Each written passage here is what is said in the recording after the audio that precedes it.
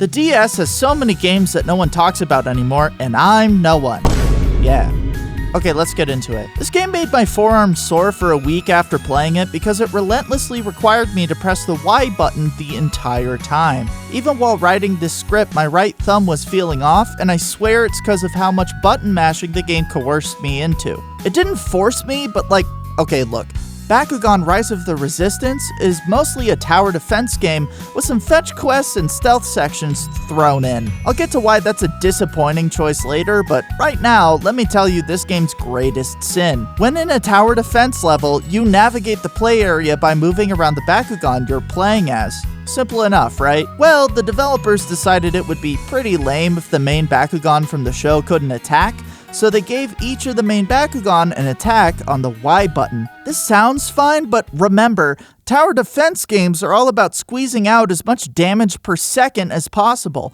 So technically, you're leaving free damage on the table if you're not constantly pressing the attack button. You don't have to, but if you don't, you're not playing optimally. I know I didn't have to spam the button, but it's literally the most efficient way to play the game. There's a reason other tower defense games don't let the main character attack constantly, and it's because of this. So that aside, game's alright. I'm not gonna trash it, but it was really quite empty feeling. Even though you have a classic RPG-style overworld, there's nothing to do in it other than pick up items and do an occasional puzzle. Most areas don't have nearly any NPCs, and the ones that are there have a tendency to stop existing once they've fulfilled their story purpose. The dialogue is always so straightforward too, it's like the bare minimum needed to convey the plot and nothing else. None of the characters really feel present other than Eva, who has a basic but present story arc. She's this game's original character, along with the villains. Licensed games usually aren't made by the people working on the source material, so a lot of them resort to these plots that introduce a new world-ending threat and then wrap it up by the end of the game,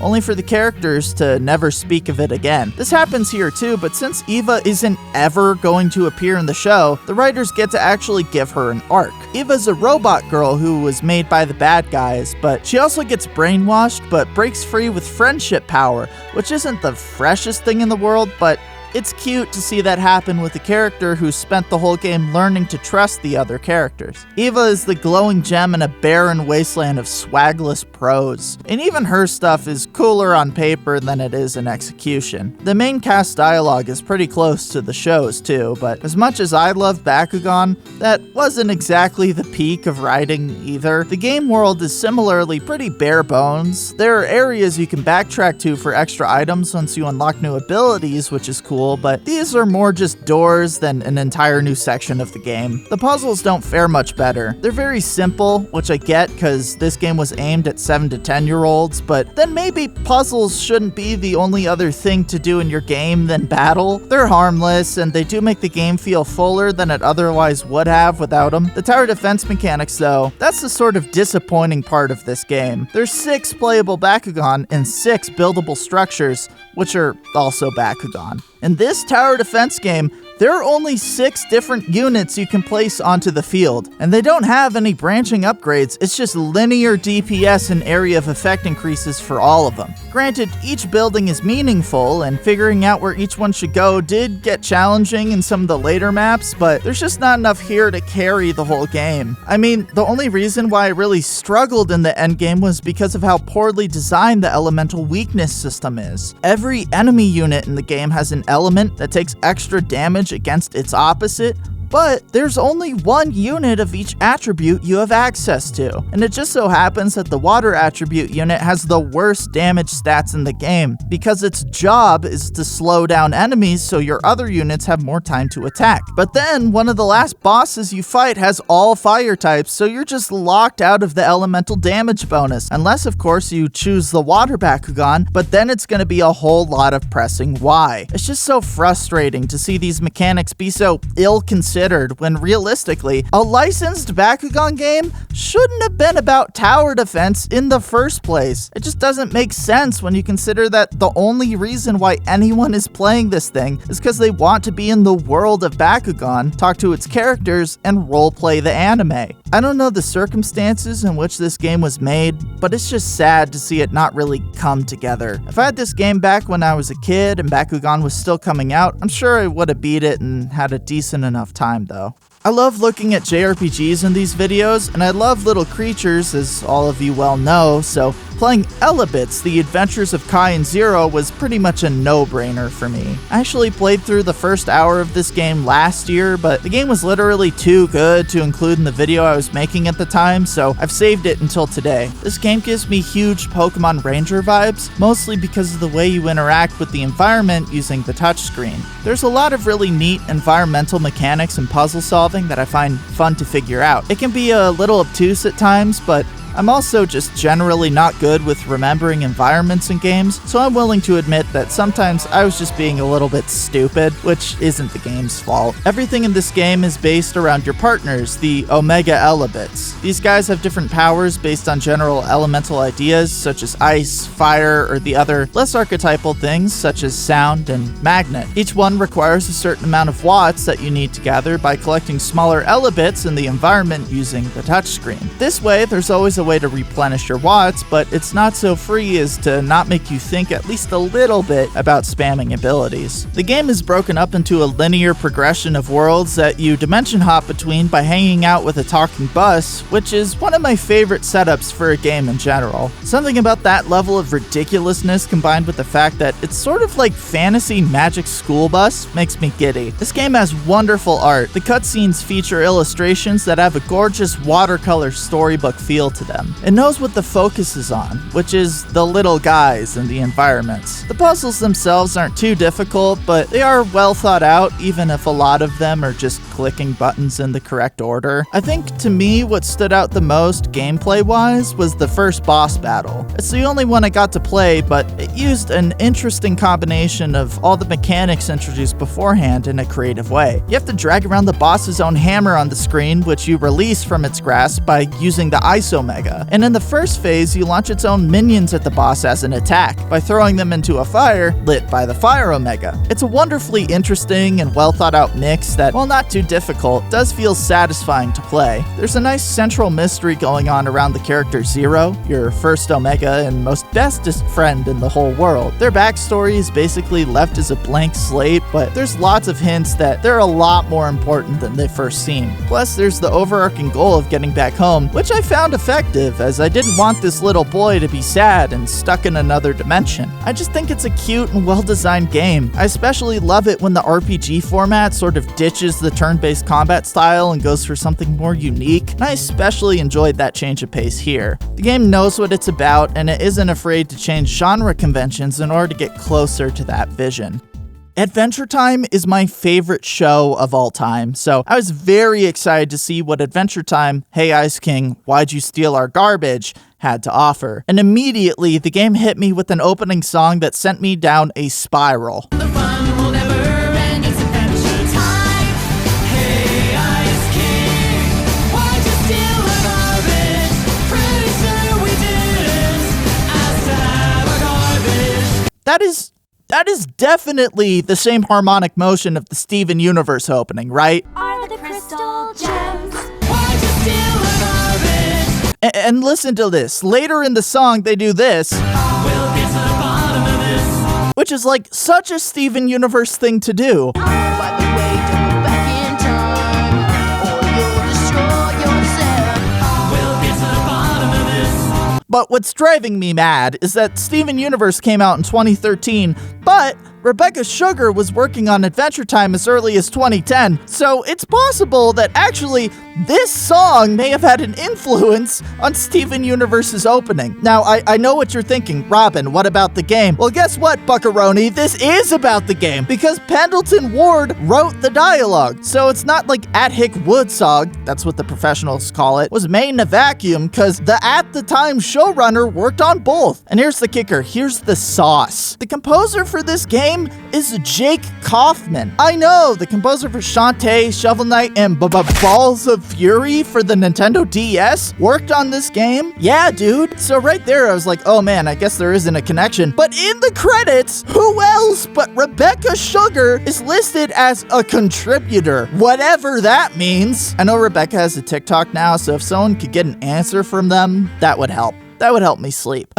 So anyway, the game's pretty fun. It really captures the Adventure Time vibe in all of its writing, down to the uncomfortable, questionably charged exchanges between the characters. This line about the gross, fleshy back, it just kills me. It's got a ton of early seasons DNA in there, so characters like the Duke of Nuts are in this game and relevant. Soundtrack is a solid bop too. Jake Kaufman's really got a great track record. I love how chiptune sounds are incorporated. Adventure Time already had a lot of that baked into the show with BMO, and its general love of, who could have guessed, adventure games. It's got a neat thing going on, kind of similar to Zelda 2, which was a bit surprising, but it works pretty well. The early game is rough though. You move really slow, and it takes a couple attacks to clear basic enemies, and those same enemies respawn every time you go through specific areas, and you have to backtrack constantly. The puzzles aren't really puzzles either, except for the first one, which makes you take a sock to tree trunks to make a pie, which I did have to look up. The other roadblocks in the game are much more straightforward, just asking you to collect things from various places by beating up worms and candy zombies and little fairies along the way. The game also has dungeons with unique mechanics that you get to play with, which is real nice. The wind mechanics in the second dungeon are especially fun just because you get to zoom. Plus, Jake's shapeshifting acts as the key item for each dungeon, so there's always a fun new mechanic to play with. Like how the shield works against enemies, but also gusts in these hallways. It's not just a linear dungeon either, there are little side areas and secrets to find. I found the bosses to be a bit underwhelming though. The first one goes down to spamming the slide kick, and I clipped through the wall on the chainsaw bear fight and got soft blocked. I'm not really sure how that happened.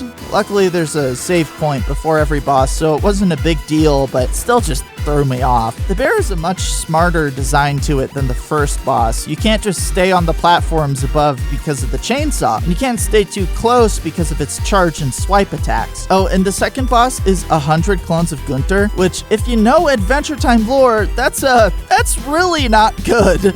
This game was way before Orgalord was a thing though, so it's just really funny to see in retrospect how the story of the game gets recontextualized by stuff that happens later in the show. I'd say what bummed me out though is just that the systems in this game all just kinda stand next to each other without gelling into a satisfying loop. It's not bad, but even 2 hours in, it started feeling real samey. Like, the combat and the platforming very rarely interact. It's mostly just killing stuff so you can jump safely. The RPG elements almost feel like the developers downgraded what Finn could do, so the progression felt substantial, but that just leaves the early game feeling sluggish. Finn does bust down after every boss fight though, so this game does still have a place in my heart. Guru Guru is one of those games that's designed solely around a single mechanic. It's really similar to Pray the Stars in that way, except I like this one a lot less, which is a real shame because the art direction in this game is immaculate. The character art is so charming, and the familiars are some of the cutest creature designs I've seen in a long time. Never underestimate the power of Orb. Guru Guru is about playing golf by hucking little guys around, and sadly, that is so much more fun to say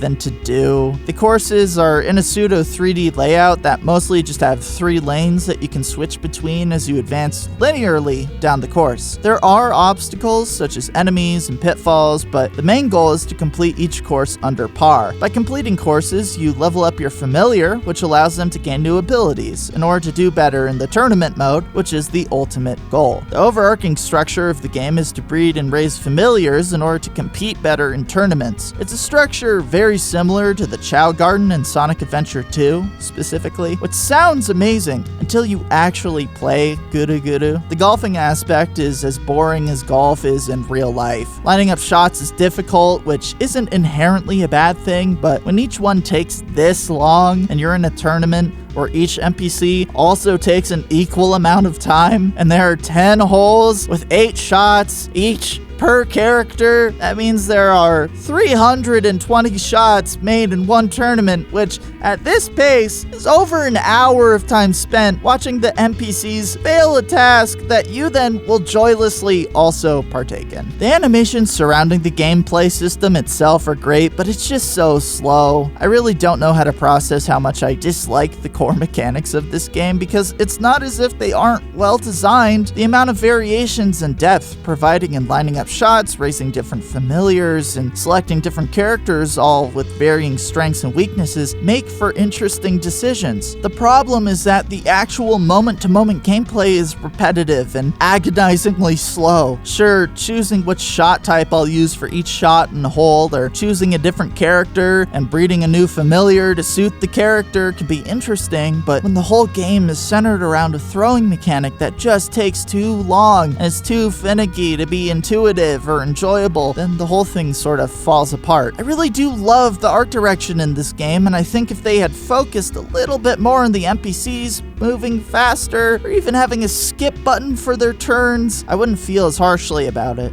But as it stands, most of the game is watching computers play a very boring round of sports. I do still want a plushie of Guru Guru though. Sometimes I like to play Japan exclusive games in these, not only because they're new and fresh, but also because I really suck at Japanese, so taking some time to try and read is a good thing. So when I booted up Lucky Star Moe Drill, and it hit me with a tutorial with text boxes that disappeared before I could read them, I was immediately scared I was gonna absolutely fumble this entire game and have to cut it from the video. But turns out this is an edutainment game that just makes me insecure about my smarts in other ways. It's you versus 3 of the characters from Lucky Star, which is like the Moe Boom anime, from what I understand. If you didn't get any of that, it's the anime that has the "you're out of touch" video over its animation. And no, I haven't seen anything else from Lucky Star. All I know is that this blue-haired girl should not be able to outdo a college student at basic math, and yet I was comfortable with being illiterate, but you don't even need order of operations for these. I was just straight up writing the wrong answers. If you've ever played multiplayer Tetris, it's kind of like that, where the bigger a chain of correct responses you make, the more you can take off your opponent's health. I think these buttons and this button combined are the Moe Drill, which I still don't fully understand if they're saying it's a practice round or if it's...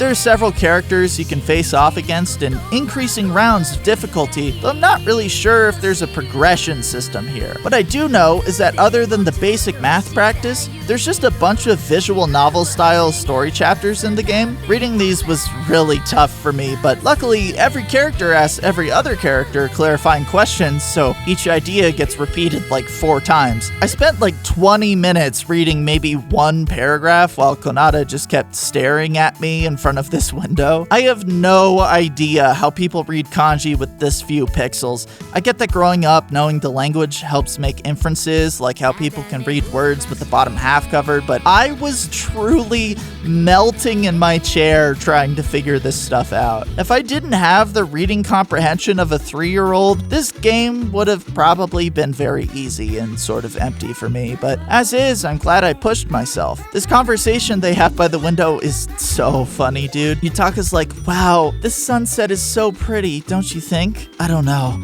I don't want to lie to you. Or myself. Lie about what?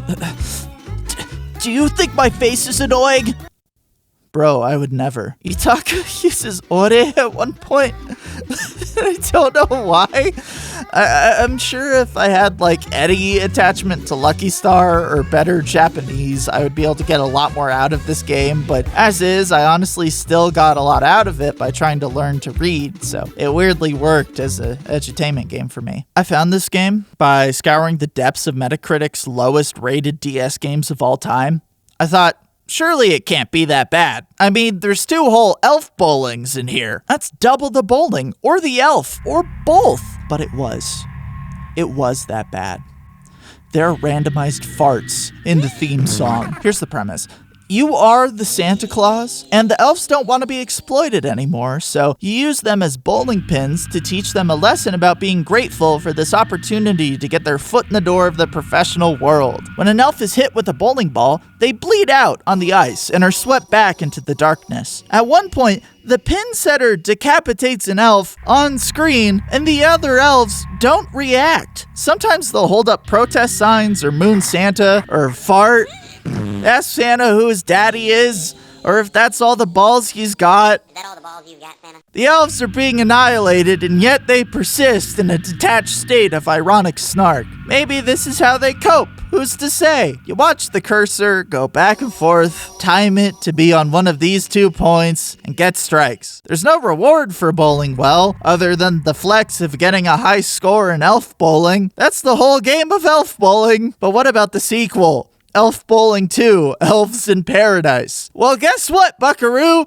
Elf Bowling 2 isn't bowling, it's shuffleboard! This bothers me a lot more than it should. It's shuffleboard with elves, with weirdly sexual elves. What? I played shuffleboard. I somehow managed to get a tie. The entire time I was playing Elf Bowling 1 and 2, I kept coming back to the question, why did they make this? Why make an elf-themed bowling game for the Nintendo DS and then make a sequel and then bundle them together in a physical release? I mean, checking the Wikipedia article couldn't hurt. Why is this so long? What? It was made in 1999, and people thought it was a computer virus. Elf Bowling went so viral that Fox News interviewed its creators, who then sold their company. But the people who bought it immediately went bankrupt, so they sold Elf Bowling, and the people who bought it made 6 more Elf Bowling games. There's a film adaptation! It's an hour and 22 minutes long! Slavery makes the world go round. That's Tom Kenny. That's the voice of SpongeBob.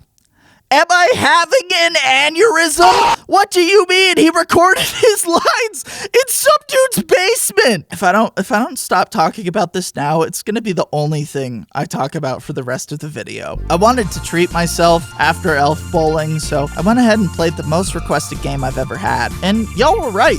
This rocks. Style Savvy has got to be one of, if not the best game I've ever played on this channel. It just does everything it sets out to do so well. It's not all that complicated. People come into your boutique and you try to find clothing for them that both they like and doesn't look like garbage. The game isn't that hard if you're willing to dress people terribly, but a lot of the fun comes from learning how to make better looks while balancing each customer's tastes. The first section is an extended tutorial that shows you all of the game's systems as quickly as possible, locking certain features away for later so that when you do get to decide things like the theme of your store, you have the experience to make a meaningful decision. The writing in this game is not the most entertaining thing in the world, but each character does feel distinct and they bounce off each other well enough. The customers are especially fun to talk to since you're trying to figure out what kind of person they are so you can pick clothes they'll like. What really seals the deal though is the art direction. I mean, it's a fashion game, so of course the art has got to be good, and it just goes above and beyond. Style Savvy isn't limited to just 1 or 2 popular styles from the time. It tries to reach out into as many different aspects of women's fashion as it can. For example, I went full emo goth, and the game just let me make a store that focused on those looks. I still get some customers outside of that now and again to mix things up, but I also got to run my store in my own custom way. And it's got tons, and I mean tons of different options. There's not just one emo shirt, there's like at least a dozen of different unders, shirts, and tops. And this game lets you layer, so even just within one brand, there's thousands of options. Don't even get me started on getting experimental with it. That's a whole other world. Don't get too comfortable though, because things like the fashion challenge push you to try out new styles with limited inventory. I only got to do one of these, but it was actually really fun trying to figure out a good outfit from the limited selection and theme. It's not just about buying clothes randomly, but also managing your store's inventory and finances. You've got to keep turning a profit while keeping your stockroom full enough to have what everyone wants. wants, but you've also got to actually sell most of what you buy to stay afloat. I didn't struggle much with the finances, but I also only got a few hours in. I'm sure the competitions get tougher as the game goes on, because realistically, I shouldn't have won the beginner one. My outfit looked like everyone else's. I did not go above and beyond. It's not bad, but it lacks juice, you know? And that really makes me want to play more. It really lets you go in on customization both for your avatar and for the store that you run. Honestly, I wish any other game had this much cool and varied stuff to wear. And that's asking a lot since this game is all about the clothes, but man, it is just so gratifying to put together a look, swapping out different pieces to really make it work. It's one of the most comprehensive and well-designed game experiences I've seen. Every mechanic in the game feels purposefully included to strengthen other mechanics. Like every time you buy new clothes for the store, they get added to your personal wardrobe, so there's an incentive to change up your store to cater to different types of fashion in order to collect all the items while remaining profitable. And that's not just a tactic to increase playtime, it's also there to nudge the player out of their comfort zone, which leads to more variation and fun. When customers come in, they've got a budget, so you've not only got to consider their taste and what would look good on them, but also what they can actually